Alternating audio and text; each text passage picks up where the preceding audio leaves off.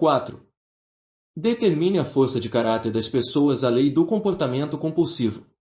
Ao escolher pessoas com quem trabalhar e se associar, não se mesmerize pela reputação delas ou se deixe levar pela imagem superficial que tentam projetar.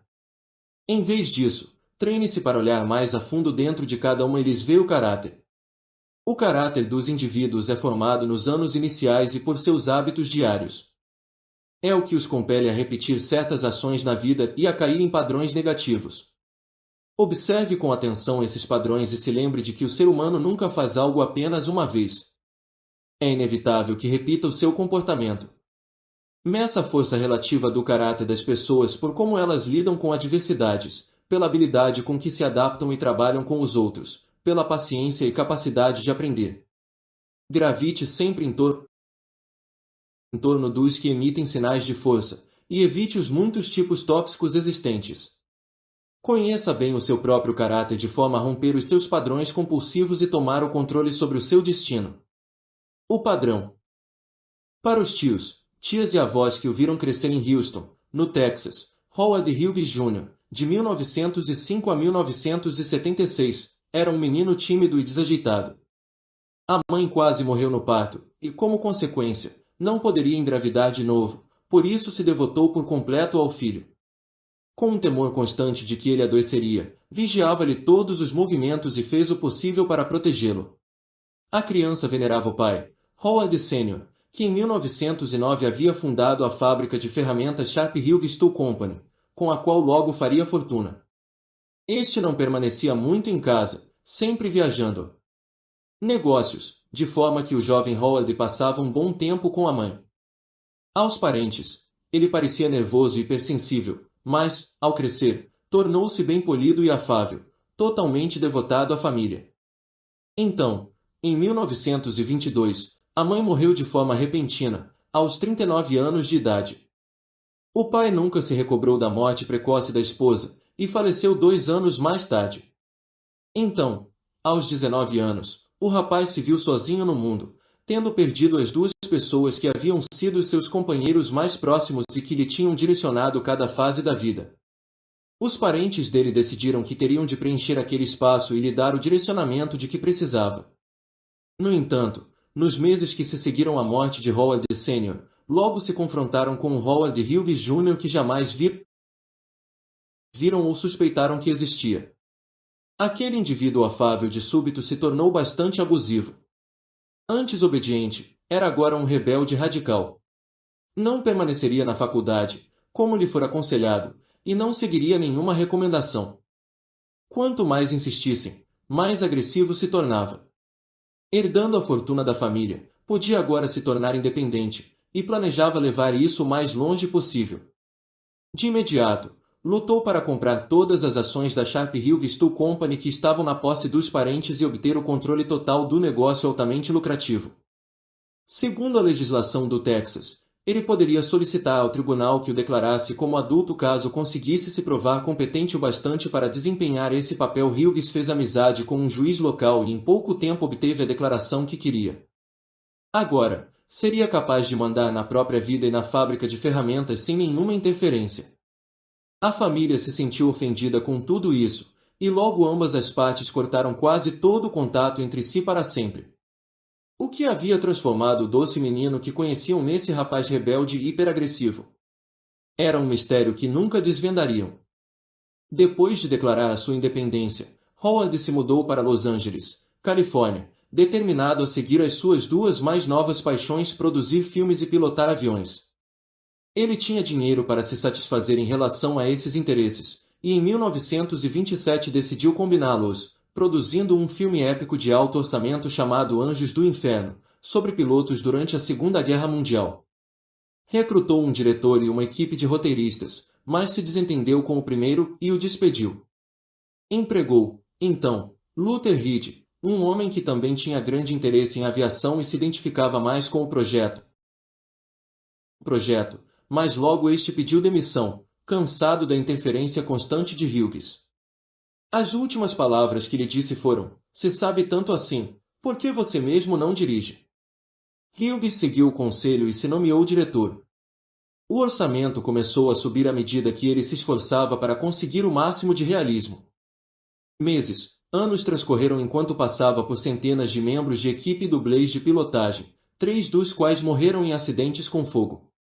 Após batalhas intermináveis, acabou despedindo quase todos os chefes de departamento e dirigindo a produção sozinho.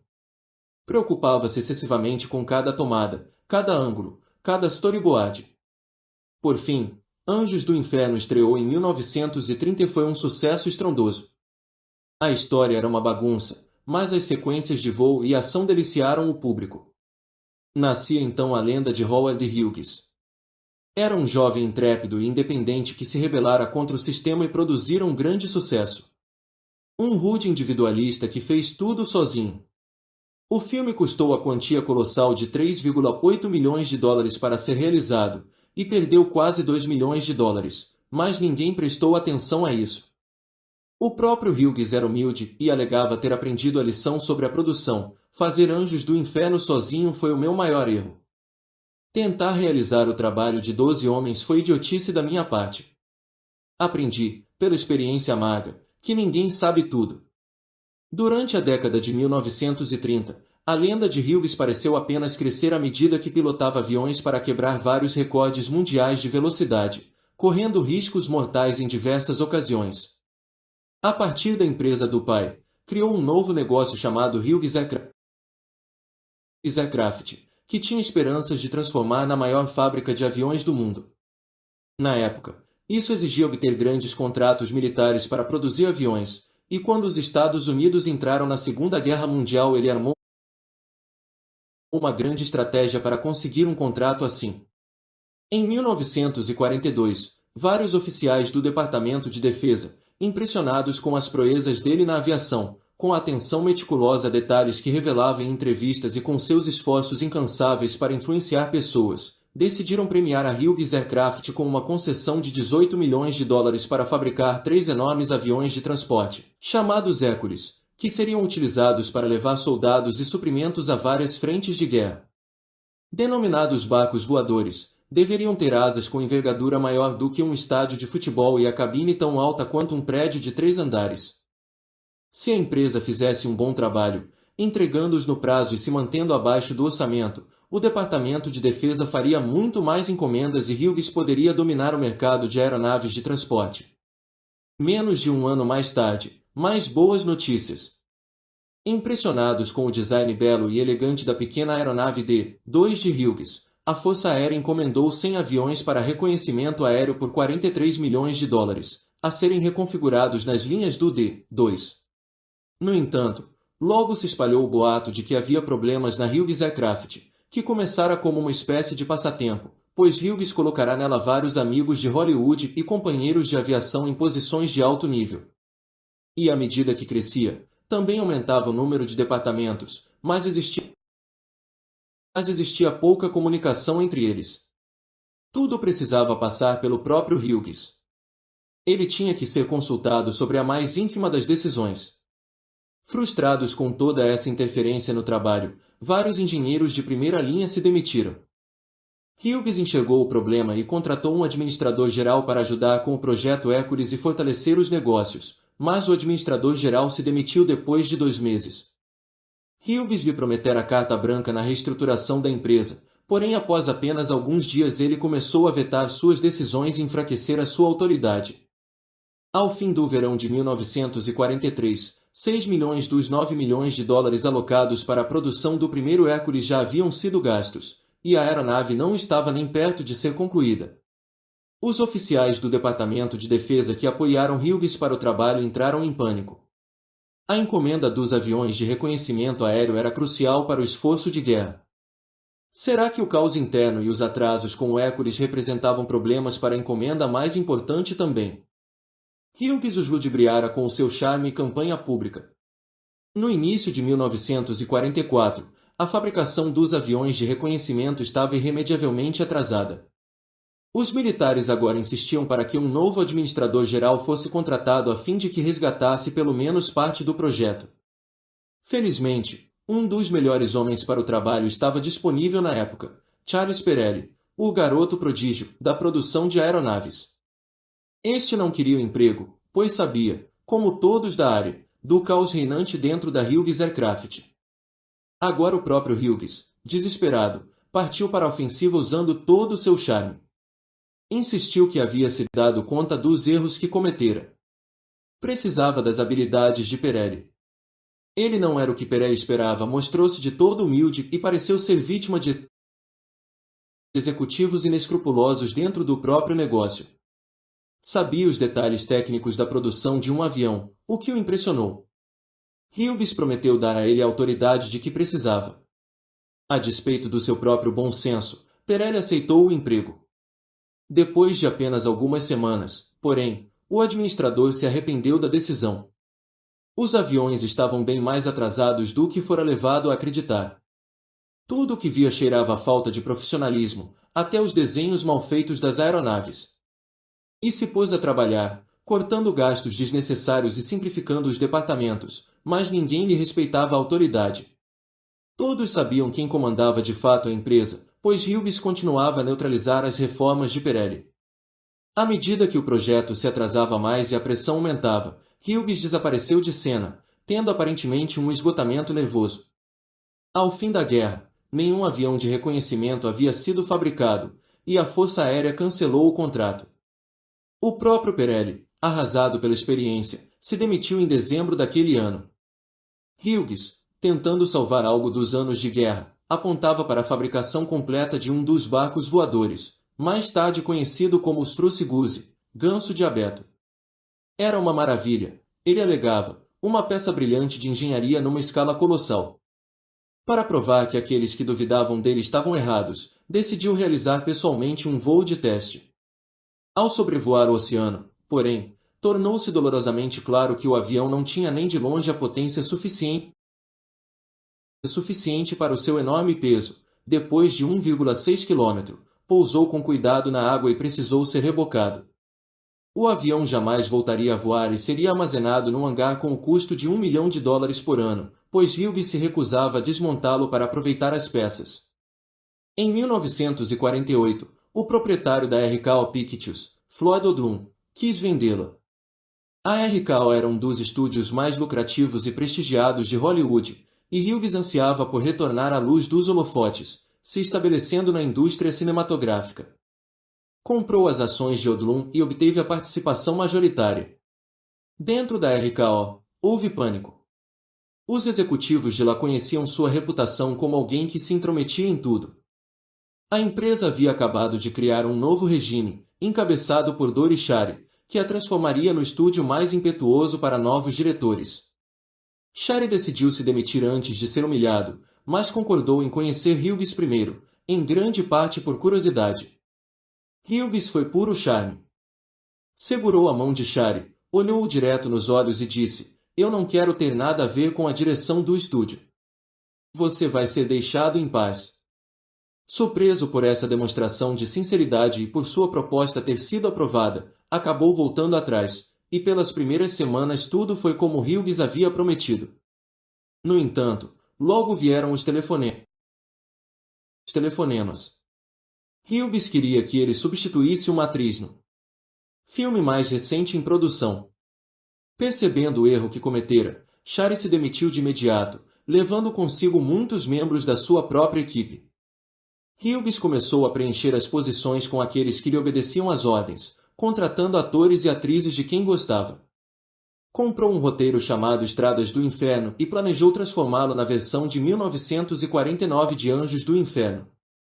John Wayne seria o ator principal, e o grande Joseph von Serberg ocuparia o cargo de diretor. Após poucas semanas, Serberg não aguentava mais os telefonemas de Hughes e pediu demissão. Hughes assumiu o controle.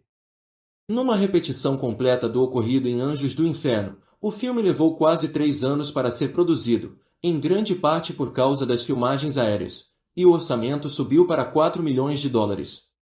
Foram tantas as cenas filmadas que ele não conseguia decidir como montar o filme, levando 6 anos para finalizá-lo, e, a essa altura, as cenas com os aviões já estavam completamente ultrapassadas e Wayne parecia bem mais velho.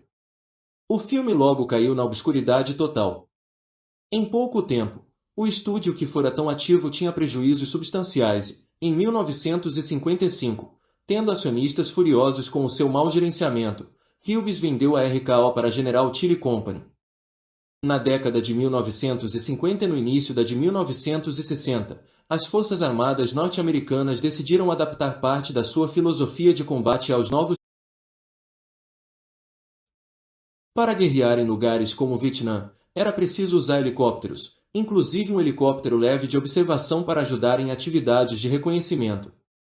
O exército buscou potenciais fabricantes e, em 1961, selecionou 2 dos que haviam enviado as melhores propostas, rejeitando o projeto da segunda empresa de aeronaves de Hughes, que ele criará a partir da Hughes II. A versão original da Hughes Aircraft era agora comandada de maneira completamente independente do próprio dono.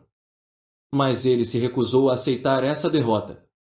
A sua equipe de publicidade iniciou uma enorme campanha de influência, cortejando os oficiais do exército com comes e bebês, do mesmo jeito que havia feito 20 anos antes com os aviões de reconhecimento aéreo, gastando dinheiro em abundância. A campanha foi um sucesso, e o projeto passou a concorrer com os outros 2. O exército decidiu que a empresa que oferecesse o melhor preço ganharia. O que Hughes ofereceu surpreendeu os militares. O valor era tão baixo que parecia impossível obter qualquer lucro com a fabricação dos helicópteros. A estratégia dele era perder dinheiro na produção inicial a fim de vencer o leilão, conseguir o contrato e, então, aumentar o preço em encomendas subsequentes. Em 1965, o exército finalmente cedeu o contrato a Hughes, uma façanha inacreditável para uma empresa que havia tido tão pouco sucesso na produção de aeronaves. Se os helicópteros fossem bem feitos e entregues no prazo, o exército poderia, com sorte, encomendar milhares deles, e Hughes usaria isso como um trampolim para a produção de helicópteros comerciais, um negócio em expansão. À medida que a guerra do Vietnã se acirrava, o exército com certeza aumentaria a sua encomenda e Hughes receberia uma fortuna, mas, enquanto aguardavam a entrega dos primeiros helicópteros, os que tinham cedido aquele contrato entraram em pânico. A empresa encontrava-se atrasada em relação ao prazo combinado, e uma investigação foi iniciada para descobrir o que acontecia. Para o horror dos militares, não parecia existir nenhuma linha de produção organizada. A fábrica era pequena demais para um projeto daquele tamanho. Os detalhes estavam todos errados, os desenhos não eram profissionais, as ferramentas eram inadequadas e havia pouquíssimos trabalhadores capacitados no local. Era como se não tivessem experiência em projetar aviões e tentassem descobrir como fazê-lo à medida que o trabalho avançava. Era exatamente a mesma situação dos aviões de reconhecimento aéreo, de que apenas alguns militares ainda se recordavam. Estava claro que Hughes não aprenderá nenhuma lição com o fiasco anterior. Como previsto, os helicópteros foram entregues apenas de pouco em pouco. Desesperados, os oficiais do exército decidiram realizar um novo leilão para uma encomenda muito maior dos 2.200 helicópteros de que necessitavam, na esperança de que alguém mais experiente surgisse com um preço menor e forçasse Hughes para fora da jogada. Este entrou em pânico. Perder a concorrência seguinte seria a sua ruína. A empresa contava com a possibilidade de aumentar o preço para a nova encomenda a fim de se recuperar das perdas enormes sofridas com a produção inicial. Era essa a aposta que ele havia feito. Se tentasse oferecer um preço baixo para os helicópteros adicionais, não obteria nenhum lucro, e se a sua oferta não fosse baixa o bastante, alguém mais ofereceria um preço menor, que foi o que acabou acontecendo. Ao fim de tudo, a perda para Hughes pelos helicópteros que fabricou foi de astronômicos 90 milhões de dólares, cujo efeito na empresa foi devastador. Em 1976, Howard Hughes morreu num avião que partiu de Acapulco para Houston, e a necrópsia realizada em seu corpo revelou ao público o que lhe aconteceu na última década de sua vida. Por anos, ele fora viciado em analgésicos e narcóticos. Havia vivido em quartos de hotel selados hermeticamente, com o medo mortal da mais ínfima possibilidade de contaminação por germes. À época da sua morte, pesava meros 42 quilos.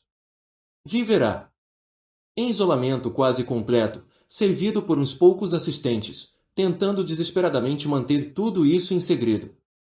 Foi derradeira ironia que o homem cujo maior temor havia sido a perda de controle terminasse em seus últimos dias à mercê total de um punhado de assistentes e executivos, que supervisionavam a sua lenta morte por drogas e que arrebataram dele o controle essencial da empresa. Interpretação.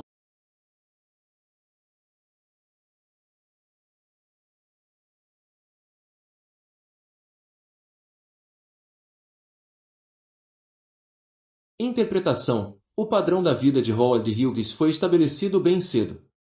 A mãe tinha uma natureza ansiosa. Depois de descobrir que não poderia mais engravidar, direcionou grande parte da sua intranquilidade para o único filho vivo. Ela o sufocava com atenção constante, tornando-se a sua companheira mais próxima, quase nunca o perdendo de vista. O pai, por sua vez, nutria expectativas tremendas de que o garoto desse continuidade ao nome da família. Os dois decidiam tudo que a criança fazia, o que vestia, o que comia, e quem eram os seus amigos, embora estes fossem poucos. Eles o passavam de uma escola a outra, procurando o ambiente perfeito para o filho, que dava sinais de ser hipersensível e ter dificuldades de se dar bem com os outros. Era de todo dependente dos pais para tudo, e graças a um medo horrível de desapontá-los, tornou-se polido e obediente ao extremo. A verdade, porém, era que se ressentia de forma amarga dessa dependência total. Quando os pais morreram, o caráter verdadeiro de Hughes conseguiu finalmente emergir debaixo dos sorrisos e da obediência. Ele não nutria nenhum afeto pelos parentes. Preferia encarar o futuro sozinho a deixar que tivessem a menor autoridade sobre si. Precisava do controle absoluto, mesmo aos 19 anos, do próprio destino. Se não fosse assim, suas velhas ansiedades da infância voltariam. E, com o dinheiro que herdou, tinha o poder para realizar o sonho da independência total. O amor pela aviação refletia esse traço de caráter. Apenas no ar, sozinho e no comando, vivenciava a euforia do controle e o alívio das ansiedades. Voava bem acima das massas, a quem detestava em segredo. Era capaz de enfrentar a morte, o que fez muitas vezes, porque seria uma morte sob o seu próprio poder. O caráter de Hughes despontou com nitidez ainda maior no estilo de liderança que desenvolveu em Hollywood e nos seus outros empreendimentos. Se roteiristas, diretores ou executivos sugerissem ideias, encarava isso como um desafio pessoal à sua autoridade. Isso despertava as velhas ansiedades sobre se sentir impotente e dependente dos outros. Para combater esse sentimento, tinha que manter o controle de todos os aspectos dos negócios, supervisionando até a grafia e a gramática do menor anúncio publicitário. Criou uma estrutura bem solta dentro das empresas, fazendo todos os executivos brigarem entre si para obter a sua atenção. Melhor ter algum caos interno, desde que tudo passasse por ele. O paradoxo disso era que, ao tentar obter esse controle total, Hughes tendia a perdê-lo. É impossível para um único homem se manter no comando de tudo, e assim surgiam todos os tipos de imprevisto.